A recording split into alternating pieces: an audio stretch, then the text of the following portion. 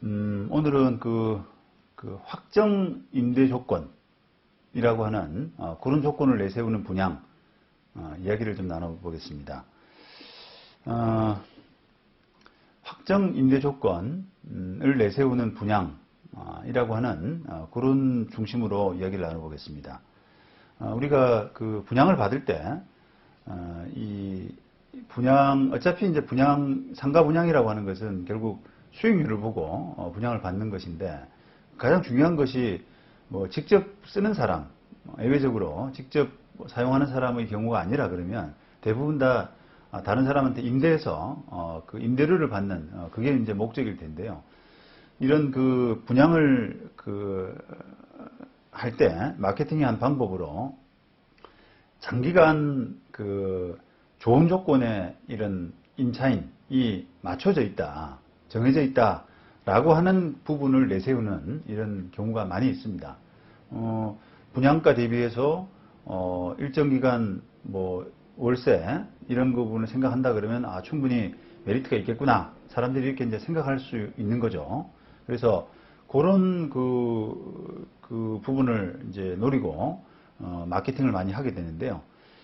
자, 이런 분양에서 이제 문제점이 과연 이런 그 약속이 그 임차인을 확정적으로 좋은 조건의 임차인을 넣어준다, 맞춰준다라고 하는 부분이 과연 얼마나 제대로 지켜질 수 있을 것인가, 이런 약속이 좀 보장될 가능성이 높은 건가, 이런 부분을 조금 한번 따져보셔야 되는 겁니다. 단순히 이제 그게 뭐 예를 들면 5년간 뭐 월세 뭐 300만 원 이런 식의 이제 임차인이 계약이 되어 있다는 것만 가지고 그게 과연 5년 동안 계속 내한테 300만 원씩 매월 받을 수 있는 그 현실성이 있는 것이냐, 확실한 것이냐, 이런 부분은 좀 다른 문제거든요. 자, 예를 들어서 편의점을 한번 생각해 보시죠. 그냥 상가 분양을 받았는데 그 분양회사가 좋은 조건의 편의점을 맞춰주겠다라고 한다라고 할 때, 만약에 그 편의점이 그 임대차 계약 이제 돼 있는데 그 임차인이 만약에 뭐 공신력 있는 뭐 대기업이다, 예를 들어서 뭐 CU라든지 그 다음에 세븐일레븐이라든지 뭐 이렇게 그런 대기업이다라고 한다면 그 임대차 계약 내용은 일정 기간 동안에 또 월 차임이 조금 어느 정도는 보장되어 있다라고 이렇게 생각할 여지가 많지 않습니까? 만약에 그게 이제 장사가 되고 안 되고를 떠나서 그 대기업은 기간 동안에는 함부로 임대차 계약을 파기한다거나 이렇게 할 수가 없잖아요.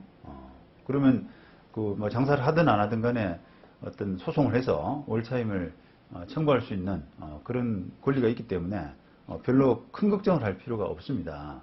그런데 그런 이제 확실한 뭐 재정이 확실한 이런 임차인이 아니다라고 하게 되면은 이거는 이제 다시 한번 생각해 볼 필요가 있다는 거죠. 왜냐하면은 현실적으로 이게 뭐 자주 발생하고 있는 일이기 때문에 제가 말씀을 드리는 건데, 만약에 이제 어떤 임차인이 5년간 뭐 월세 300을 내고 편의점을 하기로 했는데 한 1년 하더니만 영업이 잘 안 된다라고 해서 그냥 영업을 중단해 버리는 거예요. 그러고 나서 이제 못 내겠다, 월세를 못 내겠다, 이렇게 뒤로 자빠지는 겁니다. 그렇다 그러면 법적으로는 우리가 5년간을 약속을 했기 때문에 그 임차인의 개인적인 사정, 영업 뭐 잘 되고 못 되고 이런 걸 떠나서 그 차임을, 월 300 차임을 청구할 수 있는 권리는 있죠, 당연히. 그런데 그 임차인이 뭐 재정이 이제 부실하다거나 하게 되게 되면 그걸 나중에 받아낼 수 있는 현실적인 그런 가능성이 없다는 겁니다. 그런 부분을 보완하려고 하면 결국은 이제 보증금이 상당히 좀 많은 뭐 몇 년치가 되는 그런 보증금을 좀 이렇게 받아둔다든지 할 필요가 있는데, 현실적으로는 그게 잘 안 돼요. 그렇게 많은 보증금을 내고 임차할 수 있는 사람이 많지가 않습니다. 심지어 앞에 말씀드린 부분은 이제 영업을 하다가 뭐 영업이 잘 안 돼서, 예상외로 영업이 잘 안 돼 가지고 임차인이 그 영업을 포기하는 그런 경우를 말씀드렸습니다만, 심지어는 아예 처음부터, 애초부터 중간에 조금 하다가 그냥 신용만 하다가 그만둬야지라고 하는 그런 마음으로 임대차 계약을 하는 경우도 상당히 많이 있다고 보여집니다. 그게 이제 여러 가지 그 수사라든지 이런 걸 통해서 잘 드러나지가 않거든요. 그래서 그게 적발된 건수가 적어서 그렇지 사실은 현실적으로 그런 경우가 너무 많기 때문에 그게 분양회사가 약간 그 동원한 임차인이 아닌가.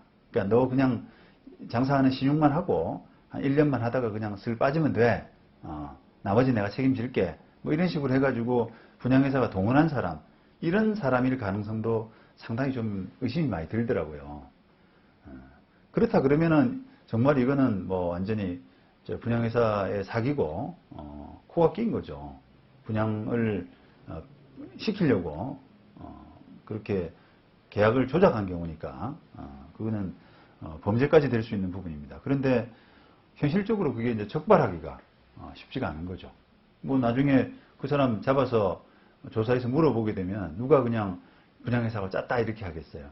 또 하나 생각하셔야 될 부분은 이런 그 만약에 몇 년 보장의 차임이 얼마다라고 하는 약속, 임대차 보장 약속 이런 부분을 믿고 분양계약을 했다라고 했는데 그게 만약에 약속 이행이 잘 안 돼가지고 만약에 중간에 공실로 남았다 이런 사태가 생겼을 때 그러면 아예 분양계약 자체를 해제할 수 있느냐, 분양계약 자체를 취소할 수 있느냐라고 하는 부분도 한번 생각해 보실 필요가 있는데 그것도 쉽지가 않습니다. 왜냐하면은 그게 이제 뭐 보장해 주기로 한 부분이 뭐 예를 들면 5년간 월 300만 원이었는데 그걸 뭐 그 사람이 나갔다고 그래서 그게 완전히 이제 못 쓰게 되는 상가가 되는 건 아니잖아요. 다른 사람을 들여서 영업을 할 수는 있지 않습니까? 그런데 이제 그게 어느 정도의 그 월차임을 받을 수 있고 하는 그런 상황인지, 만약에 그걸 월 300짜리를 내보내고 월 300짜리가 갑자기 나가고 다른 사람을 들였을 때 만약에 뭐 300을 받을 수도 있는 것이고 또 250을 받을 수도 있는 것이고 라고 한다면 분양계약은 사실은 해제한다거나 취소하기가 사실상 힘들거든요. 그런데 그게 이제 해제, 취소 이런 문제까지 가려면 새로 들어온 현 시세 자체가 굉장히 낮다라고 하는 정도까지 인정이 돼야 되는데 그렇게 이제 판단을 받기 위해서는 일단은 재판에서 감정을 해야 될 것 같고요. 시세 감정 같은 걸 해가지고 300보다도 훨씬 적은 것이 시세다라고 해서 그게 그런 부분이 입증이 돼야 될 것 같고, 그 다음에 또 그게 그 임대차 보장 이런 부분이 분양계약에서 굉장히 중요한 비중을 차지한다라고 하는 부분이 여러 가지로 조금 법원에 설명이 돼야 되는 그런 부분도 좀 필요할 것 같고요. 그렇습니다. 하여튼 그런 이론적으로 분양계약을 당연히 해제하거나 취소한다 이런 부분도 쉽지가 않다라고 하는 부분을 조금 염두에 두셔야 됩니다. 물론 이런 뭐 상가 분양의 일반적인 뭐 문제이기도 한데요.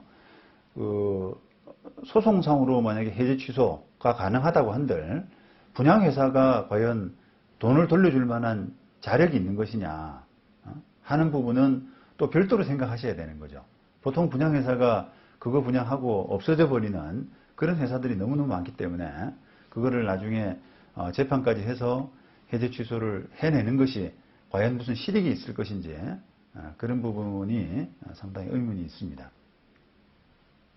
자, 결국은 이런 그 분양받으면서 뭐 일정 기간 월 얼마에 임차인을 보장해 준다라고 하는 부분, 이런 부분들의 약속이 과연 그 보장이 될 수 있는지, 확실히 지켜질 수 있는지 이런 부분들을 조금 처음부터 약간 되짚어보는, 다시 처음부터 검증해 나가는 그런 과정이 꼭 필요할 수가 있습니다. 임차인이 뭐 자력이 있는 것인지, 만약에 자력이 없다 그러면 누가 다른 사람, 자력이 있는 사람의 보증을 좀 세워야 되는지 등등, 아니면 뭐 임대차 보증금을 좀 넉넉하게 받아서 만약에 중간에 그만두더라도 임대차 보증금으로 일정 기간 동안은 좀 이게 충당하는, 차임을 충당하는 그런 정도라도 좀 약속을 해두셔야 되는 것이 아닌가 그런 생각이 듭니다. 하여튼 상가 분양은 여러모로 신중하셔야 됩니다. 이런 뭐 법률적으로 수익 보장 또는 임차인 보장, 임차인 확정 이런 부분이 문제가 아니라 과연 그 상가 분양받는 상가의 본질적인 가치 이런 부분에서 좀 옥석을 철저히 가려야 되는 실제로 이게 옥이 별로 없어요. 현실이 지금 그렇기 때문에 제대로 가치 있는 물건들이 거의 없고 어떻게 보면 우리가 그냥 좀 지나친 말일 수 있습니다만 그 모래밭에서 진주를 찾는 좀 가치 있는 상가를 발견하는 확률이 어떻게 보면 모래 아래에서 진주를 찾는 모래밭에서 진주를 찾는 그런 정도의 어렵다. 그런 정도로 어렵다. 이렇게 보셔도 저는 과언이 아니라고 봅니다.